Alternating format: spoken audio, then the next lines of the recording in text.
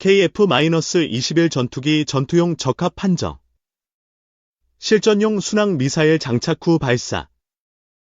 이 소식에 두려움에 벌벌 떠는 중국. 국방과학연구소 ADD는 24일 사천 에어쇼에서 현재 개발 중인 초음속 공대지 미사일의 실물 시험 모델을 처음으로 공개했습니다. 이는 국산 전투기의 수출 경쟁력을 높이기 위해 개발된 무기체계로 해외 수출 시장에서의 경쟁력을 강화할 것으로 기대됩니다. 특히 이 미사일은 렉넥스원의 천룡이나 독일 타우러스와 같은 정밀유도 공대지 미사일과 임무는 유사하지만 초음속 비행이 가능해 적의 요격을 피할 수 있는 장점이 있습니다. 초음속 공대지 미사일은 최대 속도 마 2.5, 시속 3000km로 비행하며 300km 떨어진 지상 표적을 5분 만에 타격할 수 있습니다. 여기에 스텔스 기술이 적용되어 적의 레이더에 탐지될 확률을 줄였습니다. 미사일의 빠른 속도는 덕티드 램제트 추진기관 덕분으로 이 엔진은 대기 중의 산소를 사용해 연소하며 더 높은 속도를 냅니다. 또한 이 미사일은 다목적 모듈형으로 공대지 임무뿐만 아니라 공대함 임무에도 사용할 수 있어 다양한 상황에서 활용이 가능합니다. 레이더와 전자광학 탐색기를 동시에 탑재한 복합 탐색기를 적용해 기상 상황과 적의 전파 방해를 극복할 수 있는 높은 정밀성을 자랑합니다. 초음속 공대지 미사일은 2022년부터 2026년까지 에디드 주간으로 개발이 진행 중이며 2025년부터 총 3회의 비행시험이 예정되어 있습니다. 비행시험에는 F-50 경전투기가 참여하여 한국항공우주산업, KI과 함께 체계 통합 작업이 진행될 예정입니다. 하나에어로스페이스 등 국내 방산업체들이 시제품 제작에 참여하고 있습니다. F-50과 KF-21 전투기에 이 미사일이 통합되면서 두 전투기의 수출 경쟁력이 크게 높아질 전망입니다.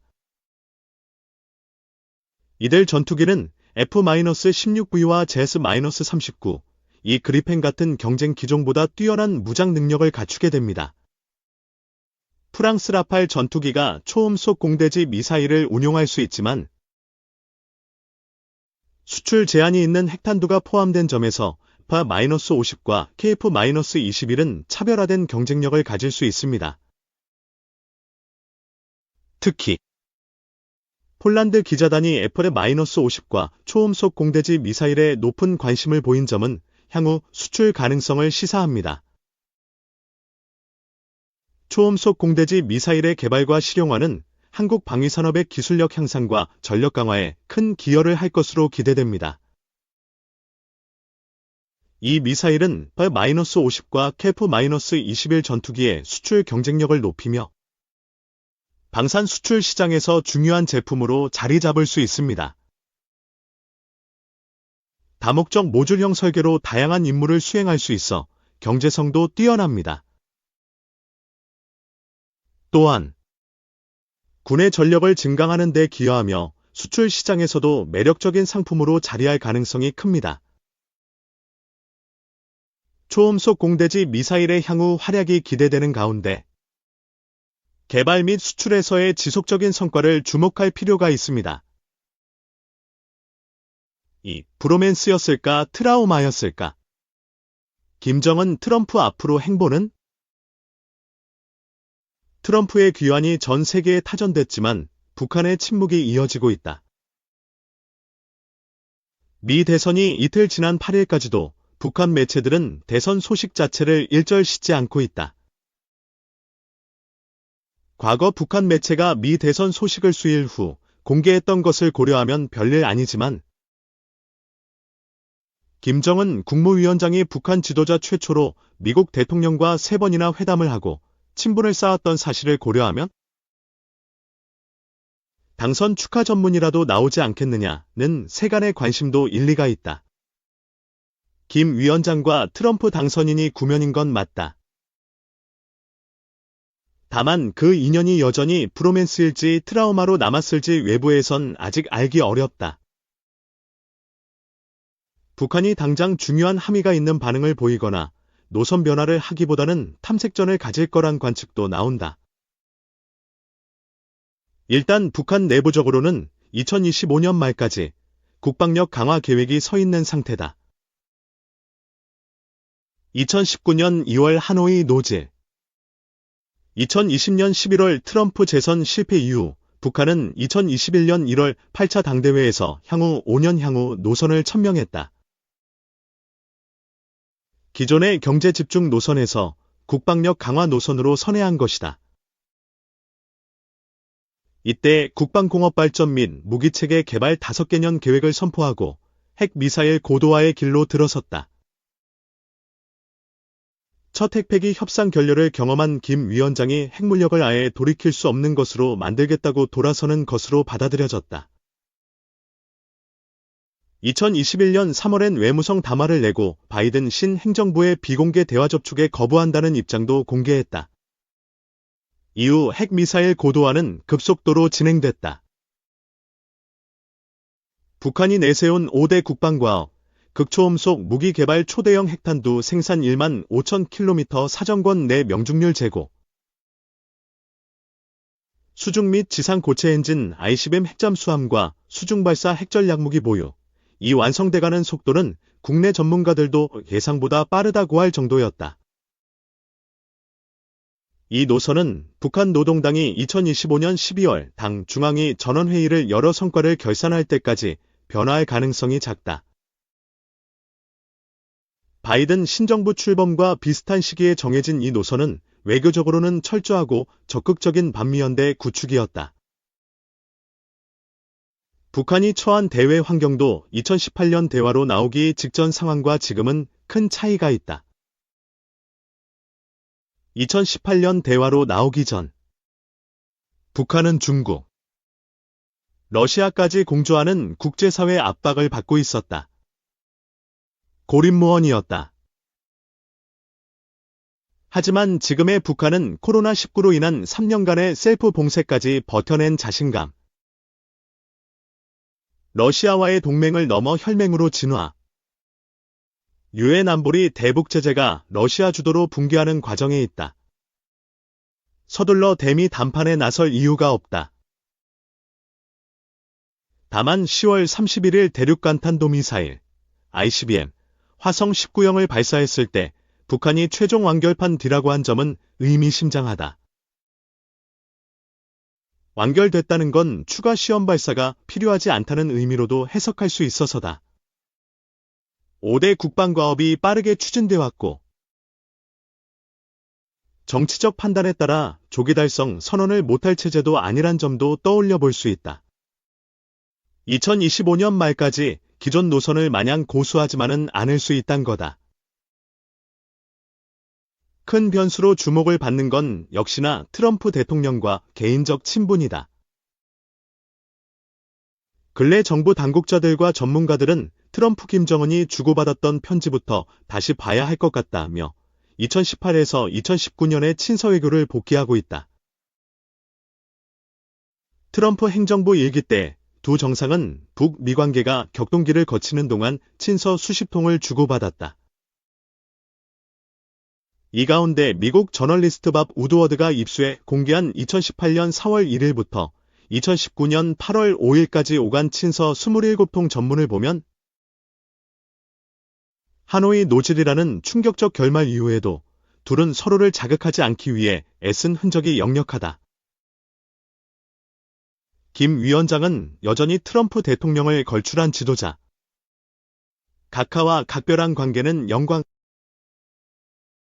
등으로 표현했고 트럼프도 훌륭한 추억, 독특한 우정 등의 수사를 동원해 예우했다. 친서외교는 두 정상의 상징적 수단이었다. 정상 간, 국가 간 축전인이 위로 전문인이 하는 것을 주고받는 것은 지극히 의례적 외교행위로도 볼 수 있지만 톱다운 방식, 정상 간 담판으로 30년 북핵 난제의 해결을 보려 했던 두 당사자에게는 정반대 의미였다. 대회에 내놓은 강경 메시지와 달리 속내를 전달하는 수단이었고, 협상 교착 상태에서 돌파구로 주목을 받기도 했다. 해결사. 딜메이커를 지향하는 성향의 트럼프 대통령은 친서가 올 때마다 아름다운 편지 등으로 표현했다. 특사 신분으로 평양에 방문한 폼페이오 미 국무장관 손에 친서를 담은 하드커버가 포착되거나 트럼프 대통령이 친서를 직접 트위터, 현 X에 공개, 조선중앙통신 게재되는 등의 방식으로 친서 교환이 노출됐다. 의뢰가 아니라 둘만의 비밀 얘기를 하는 창구처럼 비쳤다. 하노이 노딜 기후인 2019년 8월 친서에선 김 위원장의 토로가 생생하게 드러난다. 그는 트럼프에게 저는 각하를 실망시킬 어떤 일도 하고 싶지 않다면서도 군사훈련이 중단됐습니까? 어떠한 조치들이 완화되길 했습니까? 나는 인민들에게 뭐라고 설명해야 합니까? 라고 하소연했다. 북한은 핵실험장 문도 부숴버렸고 미국인 억류자들도 석방했으며 미군 유해도 보냈는데 2018 6일 이 싱가포르 센토사 합의에서의 단계적 동시적 조치 약속이 이행되지 않고 있다는 불만이었다. 김 위원장은 각하께서 우리 관계를 당신에게만 득이 되는 디딤돌로 여기는 게 아니라면 저를 주기만 하고 아무런 반대급부도 받지 못하는 바보처럼 보이도록 만들지는 않을 것입니다. 라고 했다. 러브레터의 추억은 미 대선이 한창이던 지난 7월 5년 만에 소환됐다. 트럼프 당시 공화당 대선 후보가 연설에서 나는 김정은과 잘 지냈다며 북미 대화와 북핵 위협 해결을 자신하는 뉴스가 전 세계로 타전되자 북한 반응이 나왔다. 북한은 관영 매체 조선중앙통신사 논평 형식으로 순회, 정상, 간 잘 개인적 친분 관계를 내세우면서 국가 간 관계에 반영하려 한 것은 사실이나 실질적인 긍정적 변화는 가져오지 못했다며 공은 공이고 사는 사라고 국가의 대외 정책과 개인적 감정은 엄연히 갈라보아야 한다고 했다. 북미대화 역사를 복기했을 때 미국 정권이 바뀌면 미국이 했던 약속도 무로 돌아갔다고 성토하며 대화에 대한 회의감을 잔뜩 내비쳤다. 이를 두고 해석은 엇갈린다. 선 긋기를 하면서도 개인적 친분 자체는 인정하며 여지를 남긴 메시지라는 평가가 나왔다. 반면 2018의 20번지 19년 북미대화 과정을 잘 아는 관계자는 김 위원장이 다시는 대화 시도를 하지 않을 거라고 했다.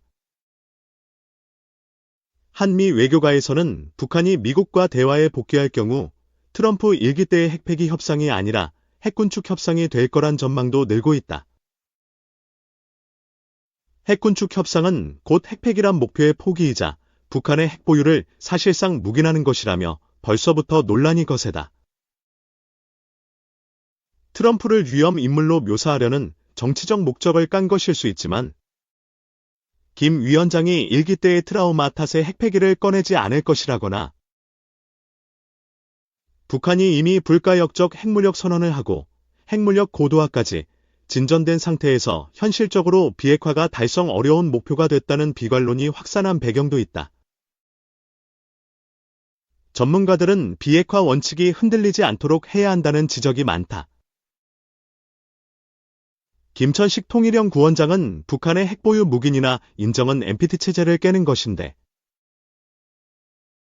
트럼프는 몰라도 미국이라는 나라가 이를 용인할 수 있겠냐며 전 세계가 요동을 칠 것이기 때문에 그런 협상은 순조롭지 않을 것이라고 말했다. 그는 북한의 과거 협상 스타일상 국방력 강화 5개년 계획을 완성해놓고 협상에 나올 것으로 예상할 수 있지만 정치적 입장에 따라 그 또한 어떻게 될지 알 수 없다며 대화에 나오기 직전 2017년 11월 핵무력 완성 선언을 했듯 이번엔 핵무력 고도화 완성 선언을 하는지를 지켜봐야 할 것이라고 했다.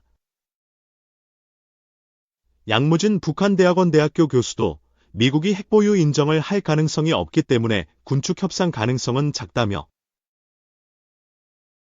미래의 핵폐기를 목표로 하는 미국과 핵보유 인정을 원하는 북한이 핵 동결, 폐쇄,